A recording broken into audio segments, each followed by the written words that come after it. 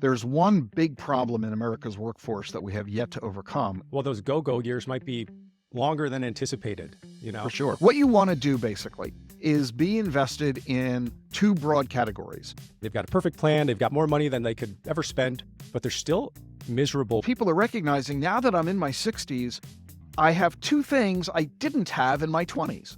I have wisdom and money. 14 years ago, they could feel okay with the ups and downs because they knew they had time on their side. Now it hits a little bit different. I think that people should own a lot of equities for a lot longer than they traditionally used to. So that 60-40 model, I think we're now in the 21st century. This is a technological century. And that means we need to be investing in exponential technologies. The reason that this is all happening, in a single word, Ric Edelman has been helping people retire for almost 40 years. He's the founder of one of the largest independent financial advisory firms in the US. It's called Edelman Financial Engines. That firm now manages over $250 billion in assets. He's a New York Times bestselling author, all around personal finance, and he also writes a lot about the future of retirement. So we're talking a lot about, number one, the most overlooked part of retirement that causes the most problems. Two, big risks and how to get ready for these over the next 10 years. And then number three, investment ideas and opportunities coming up. So there's some timestamps below. And by the way, if I haven't met you yet, I'm Dave Zoller, and this entire channel is dedicated to making your retirement the best stage of life yet. So let me know in the comments, do you like this type of interview style video, or do you prefer more of what I've been doing the last 4 years, just the one-to-one type videos? This channel is for you, and it's to make the best helpful content for you. So let me know in the comments, and then let's get into the interview. So you started and you built one of the most successful planning firms in the US, right? And you've helped thousands of people retire. And you and your advisors have helped them create their ideal retirement. So I've got a few questions related to things that you might think like investment strategy and maybe financial things, but I'd really like to start with the question around the non-financial side of retirement, because I know everybody knows people who've got maybe everything set financially. They've got a perfect plan. They've got more money than they could ever spend, most likely, but they're still miserable when they get to retirement. So over your history, what are some of the problems that might happen to retirees if they don't think or plan the non-financial side of retirement? Well, Dave, it's great to be with you. Thanks for having me today. You're right. Everybody thinks that the goal of retirement planning is financial security. And that has been a valid goal and a natural aspiration for millions of Americans over the past 100 years. But we are currently experiencing a massive shift in our society that most are unaware that it's coming. They are unaware they're going to be caught up in it, and they are therefore unprepared for dealing with it. And as a result, as you pointed out, it leads too often, to dissatisfaction, unhappiness, unfulfilled expectations as they reach retirement years.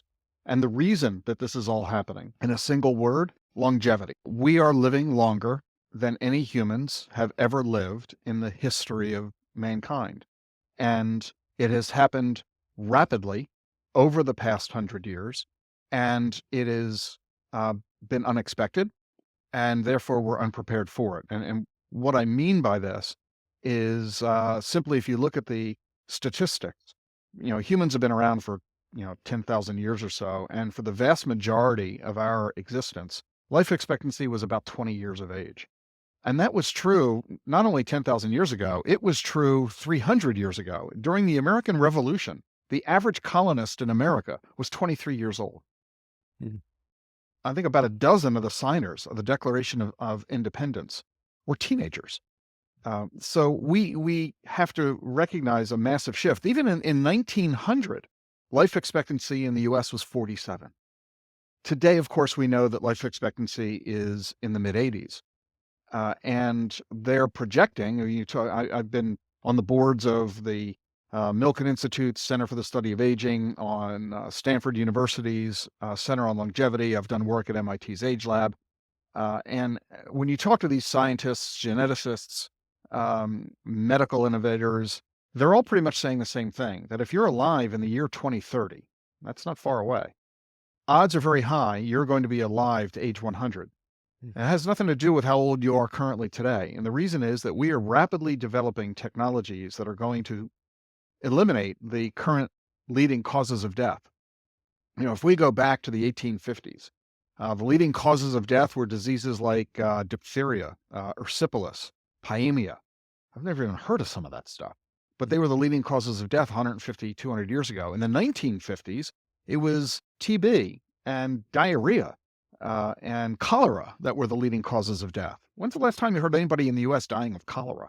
Mm. Medical technology solved these problems. We had better health care, cleaner water. We have the introduction of antibiotics, the ability for anesthesia, which allowed for surgery, and drug development. We have better understanding of what it takes to be healthy. We're eating better, we're smoking less, drinking less, we're exercising more, and all of this is adding up to longer lifespans. So when you look at the leading causes of death today, Dave, respiratory illness, heart disease, cancer, diabetes, obesity, they're projecting that over the next 10, 20 years, they're going to cure these diseases, allowing people to live longer and longer than ever before. The oldest American is now 115 years old. She lives with her 95-year-old daughter.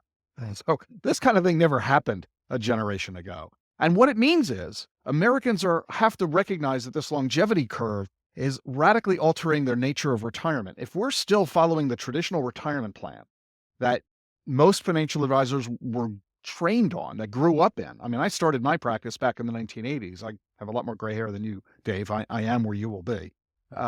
When I first started, we assumed a life expectancy of 85 for our clients.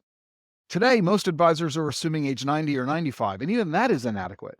Mm. And what it comes down to is that Americans are still generally considering retirement in their 60s. Social Security has full retirement age at around 66. Well, that was fine when they created Social Security in the 1930s, when you were going to be dead at 60. Mm. But today, if you're alive at 66, you are far healthier than your parents were when they were 66, much more so than your grandparents had they been lucky enough to reach 66. You are full of vitality. You have a ton of experience and education and expertise and wisdom, which you didn't have in your 20s and 30s. Why retire in our 60s? And besides, if we're going to live to age 100, a 40-year retirement, do we really have the financial wherewithal to do that? And so people are reaching their 60s, 70s, 80s, and they're saying, this can't be it. I got nothing to do with my life.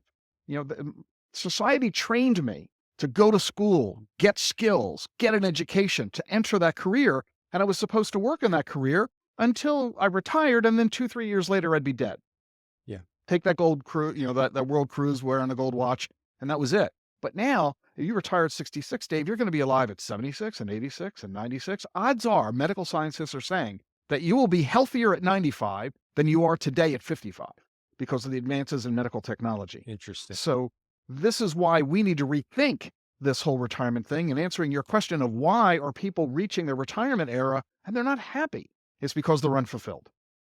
So let's think about that and fulfillment. Now, there's people who have not retired yet who are listening, and this can help them plan what they're going to do next. But there's also people who are retired and they're 68 right now, and they're thinking, okay, what's next? Do you have any anecdotes or maybe real life stories or client stories of who's someone who's maybe done it differently or just done it right, where maybe their current work was work that was adding stress, and that, how stress can get more and more of a burden the older you get in your 60s. And it's like, well, why am I still doing this?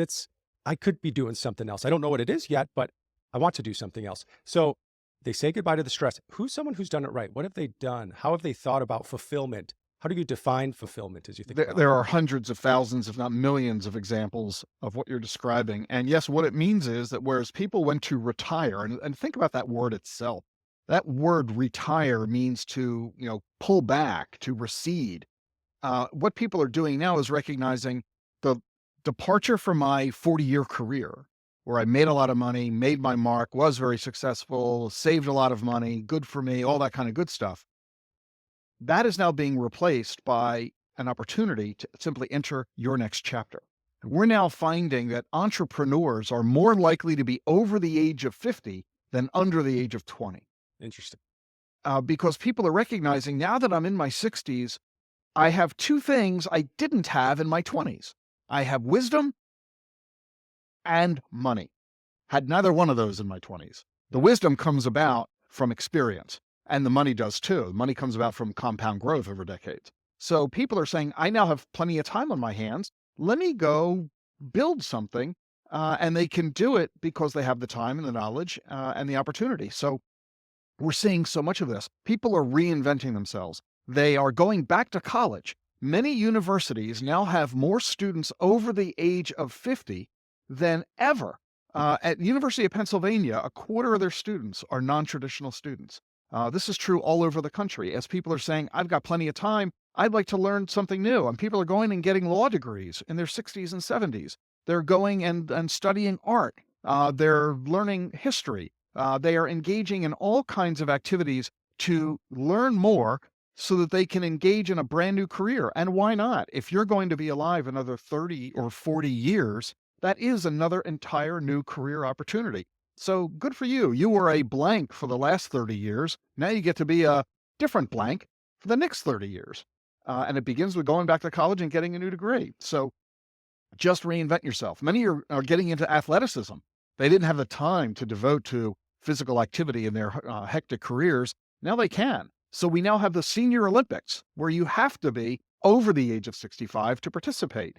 World record was set by a guy last year or 4 years ago in the Special Olympics, set 4 world records in track and field, and he's 100 years old. So we have practicing gymnasts in their 90s now. So you can just be anybody you want to be. Remember what you always said you wanted to do when you were going to grow up that you never went and did? Now you can. And this is exciting. That is exciting. It kind of reminds me of so we talk about the 3 C's with our clients who are getting close to or in retirement. It's that creativity, which is also kind of curiosity, and it's the learning, the fascinations, and going back to school for something you really want to versus maybe you felt like you had to when you're back in your teens. So creativity, and then connection. We got to have that human to human contact and friends and faith and God, and then contribution, some form of generosity or contribution, whether it's, it could be financial, it could be contribution in terms of time, whatever it might be, or just giving to the family. You know, there's so many grandmas I know that they're fulfilled with helping out with the young ones. The People want grandkids. to contribute. They want to give back. They want to be a participant in society, exactly as you've said. And there's never been a better opportunity for it. There's one big problem in America's workforce that we have yet to overcome. It'll come next. It's ageism. You know, we've overcome sexism and we've overcome racial discrimination. We've overcome religious discrimination in the workplace. All of those are illegal. But ageism is not yet illegal. It's going to be. You know, we have hiring managers in their 20s, 30s, and 40s who don't want to hire somebody in their 60s and 70s and 80s. And that is just flat out wrong. So we're going to overcome this. In the meantime, I think it's a big contributing factor to why so many people in their 60s and 70s are starting their own businesses, because nobody is going to be willing to hire them. So they're going to say, the hell with this, I'll start my own company. And the good news is when you get involved in activities in this way, you don't have to go back into the grind. You don't have to do this for 40 or 50, 60 hours a week. You can do it on a part-time basis. It becomes a lifestyle business. That's what I'm doing now. In my 60s, I've started 3 new companies as I've walked away from the leadership of Edelman Financial, the RIA that my wife and I created. We're now running a crypto education company. We have a media company where I do my daily podcast, The Truth About Your Future. We have an Alzheimer's research company. And all 3 of them are part-time gigs for us because we've built a staff. They do all the heavy lifting and all the big work, and we sit back and do the strategic thing and contribute here and there.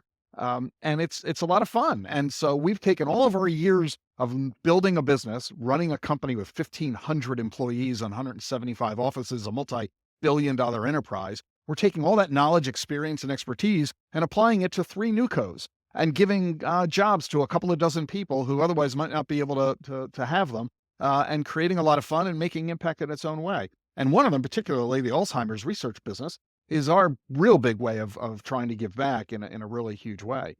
So yeah, to your point, Dave, it's a wonderful opportunity for you to reinvent yourself in your next chapter of life. And a lot of folks are beginning to realize that they've got to come up with something like that. Problem is, nobody ever told them that this is the future they're going to be facing. They thought they'd be in poor health in their 60s and 70s and of limited financial resources and near death. And what they're discovering is that's not true. they're as vital as ever. They have more money than ever and more time than ever because they don't have the job and they Yeah. need to reinvent themselves. That it makes me think of those. You've heard the go-go years, the slow-go years, and the no-go years, where it's kind of like the Right. 60s, 70s, and 80s. Well, those go-go years might be longer than anticipated. For A sure. lot of people might spend more in the first few years of retirement knowing that. But yeah, that's all good planning things to be thinking about with clients and And this is why generally. it's vital for financial advisors to pay attention to this too, to make sure that the advice they're giving their clients isn't out of date. So you need to talk, if you're an investor or consumer, you need to talk with your financial advisor about the future you're likely to have, because it may well be very different from what you were anticipating. Hmm. One other thing related to that idea of contribution, you and Gene are very generous people, right? You've got a lot of, it seems like you've got a lot of philanthropic endeavors. How important do you think that is, generosity in retirement years to that formula of fulfillment? How important is that? It's hugely important. The most fun Gene and I have, we spend a lot of money, always have. It's just we all spend a lot of money. Look at all the income you have, and all it's all gone right at the end of the year because we've spent it all. So we all spend a lot of money. The most fun we have is spending money philanthropically. It is just so exciting to see the impact that it has on other people's lives, doing things that otherwise wouldn't get done and creating opportunities for folks they otherwise wouldn't have. And so it is a big part of what we do. It's a big reason we've been involved in the Alzheimer's fight for decades, and now culminating in our efforts now with our Alzheimer's research activities.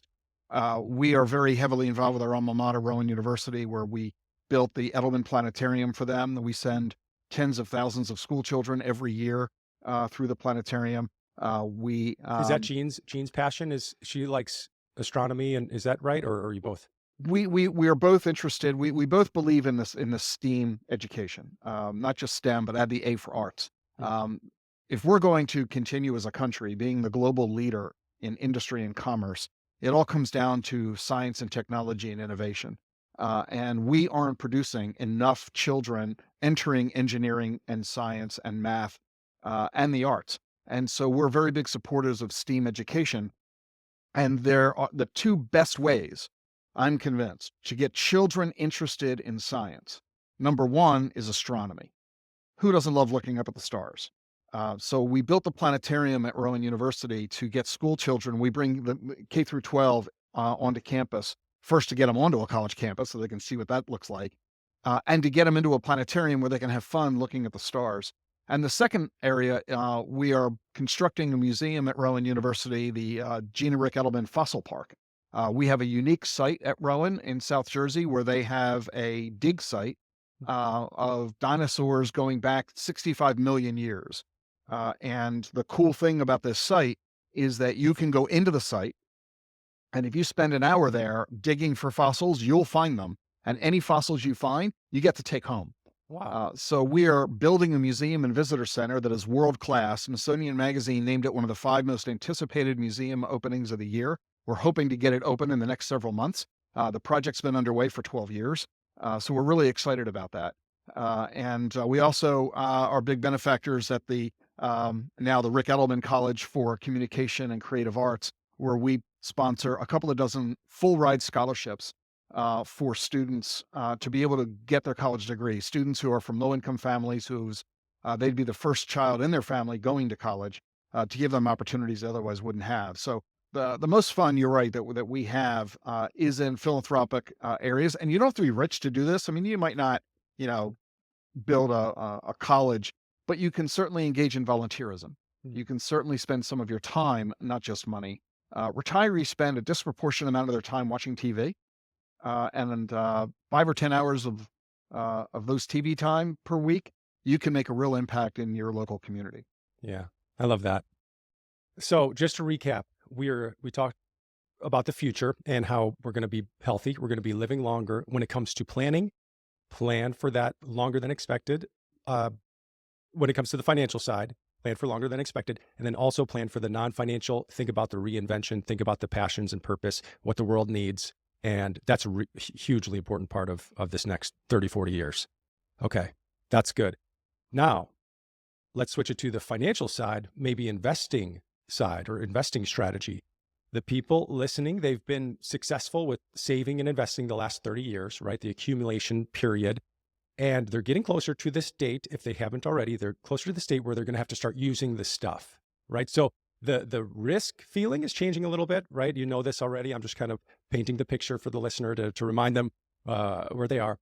14 years ago, they could feel okay with the ups and downs because they knew they had time on their side and they could stay where they were investing in whatever their allocation was. Now it hits a little bit different when we see these swings in the market. Just, a couple of weeks ago with whatever carry trade, the stress level is a little bit more. How should a retiree be thinking about the investment allocation and their withdrawal strategy in retirement as we're thinking about the future of retirement?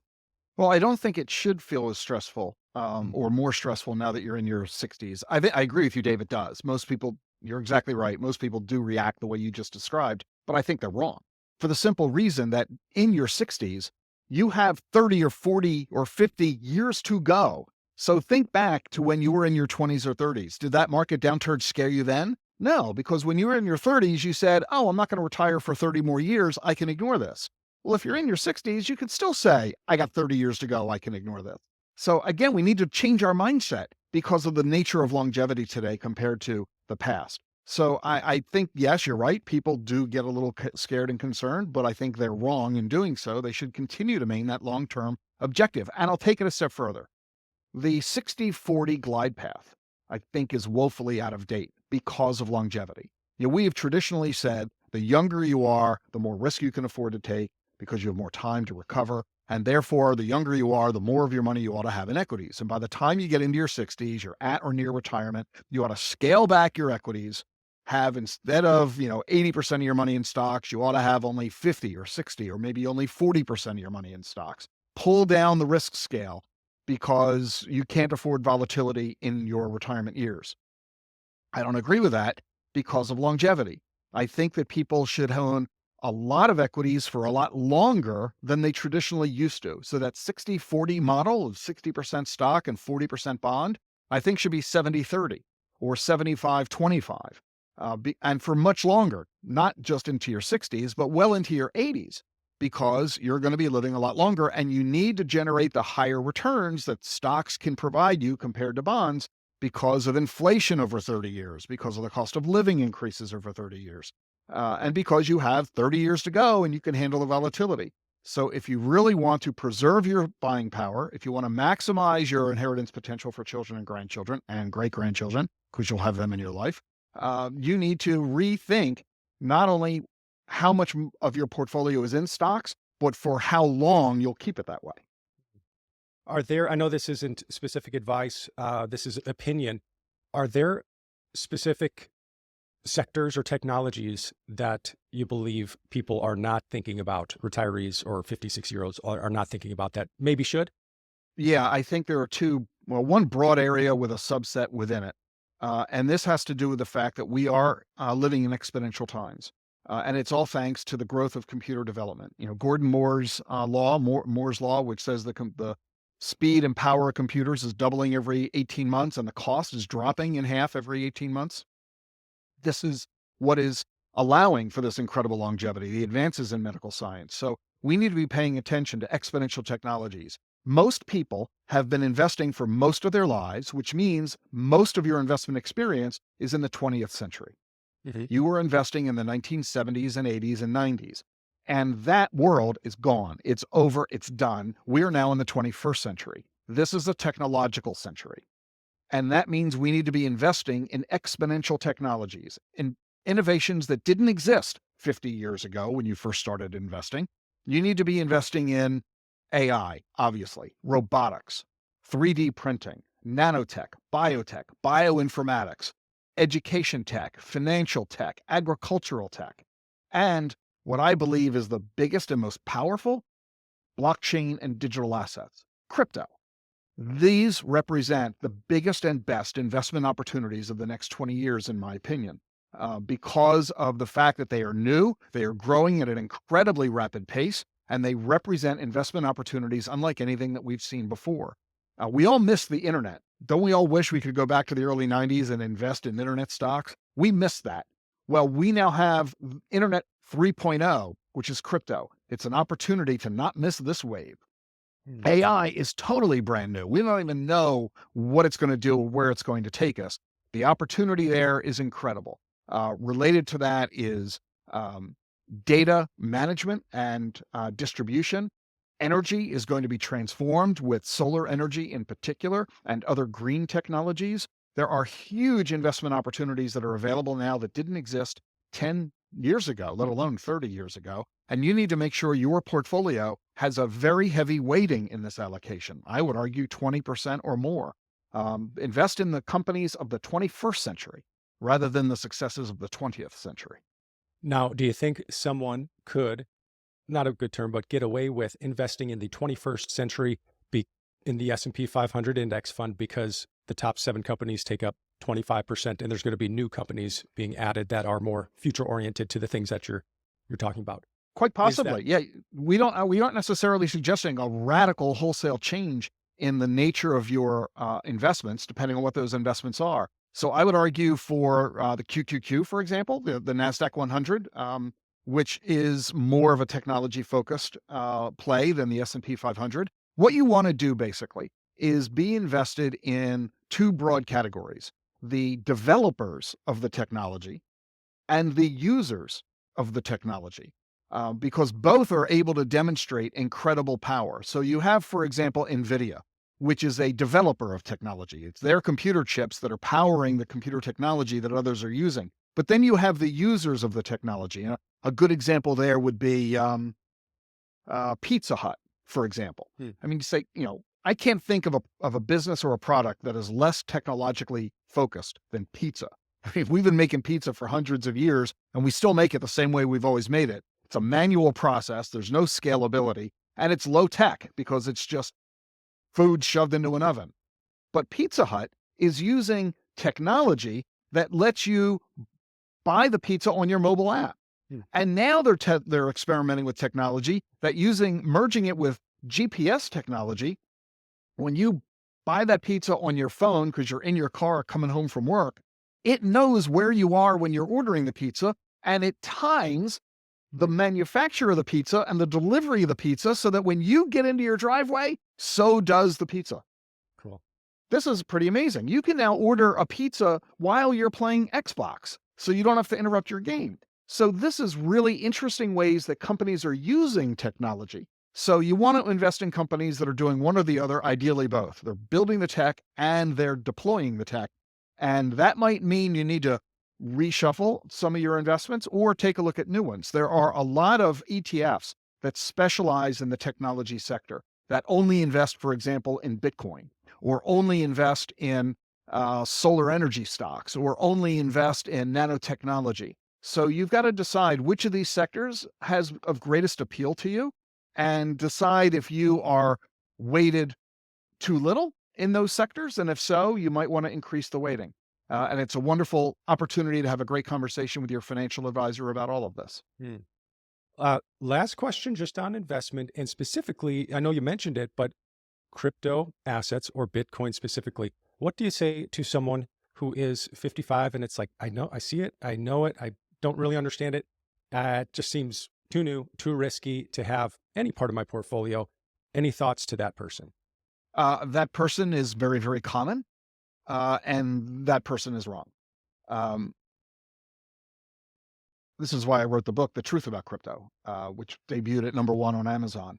It's why I host my daily podcast, The Truth About Your Future, talking about crypto and all of these exponential technologies, and why I wrote the book, The Truth About Your Future, which is right over my shoulder as well, which was a New York Times bestseller, talking about the fact that all these technological innovations are changing everything about our lives. Bitcoin's been around for 15 years. There's nothing new about it. It is now mainstream. There are now 500 million people worldwide who own Bitcoin. We have pension funds in the United States, endowment funds at major universities, all investing in Bitcoin.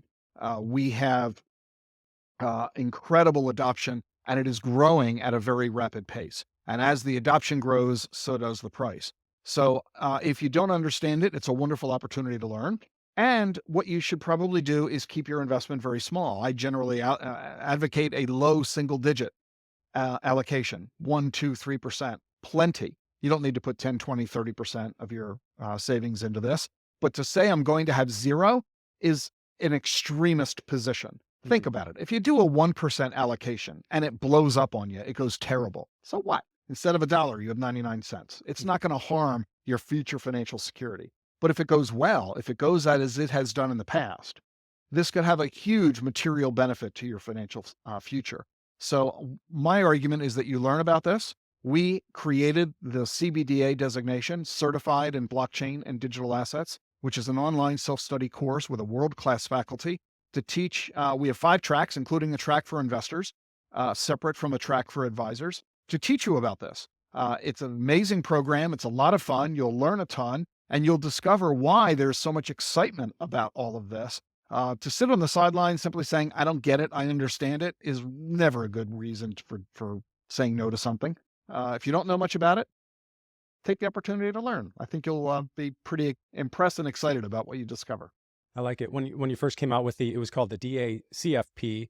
Uh, I went through that, took that, got the certification, learned. And that's what we This now was call the CBDA. You're right. The company I created is a Digital Assets Council for financial professionals, and DACFP is the company that offers the CBDA professional designation listed in the FINRA database of professional designations. So to get your CBDA, Certified in Blockchain and Digital Assets, is the online course, and you've gone through that, Dave, and it's now available. We've now had students from 37 countries go mm, through that course, thousands of financial professionals and investors around the world. So it's a big opportunity for you. Rick, thanks for sharing your wisdom and your unique mind thinking futuristically about retirement and retirement planning. Uh, really appreciate it. This has been very, very valuable. Thanks, Dave.